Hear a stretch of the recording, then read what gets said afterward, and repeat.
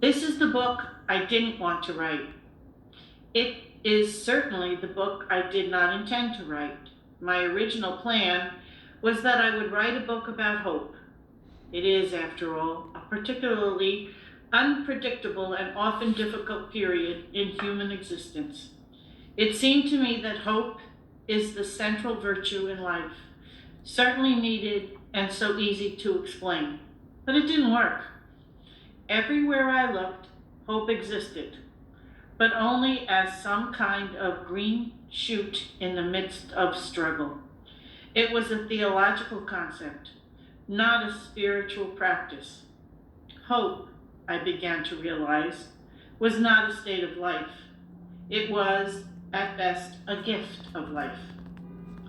I saw optimists everywhere, of course, but optimism didn't interest me.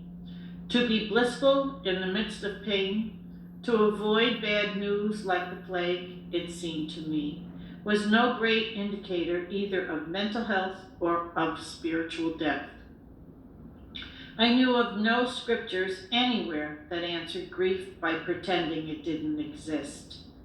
Christianity, my own tradition, rooted its hope in the other side of the cross, but it never denied the cross. On the contrary, I wanted to know why it was that some people came through struggle whole of heart and sure of soul. I wanted to know what was missing in the lives of those others who seemed to slog through life, sure only that tomorrow would be worse than yesterday.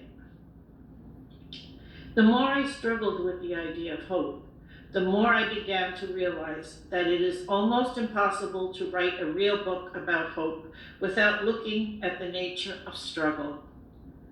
Where in pain does hope lie? And how do we cultivate it? And what does that mean to the development of the spiritual life and the attainment of emotional wholeness? Consequently, I gave up the notion of writing a book about the theological dimensions of hope, which fine theologians had already done, and decided to concentrate instead on the relationship between struggle and hope.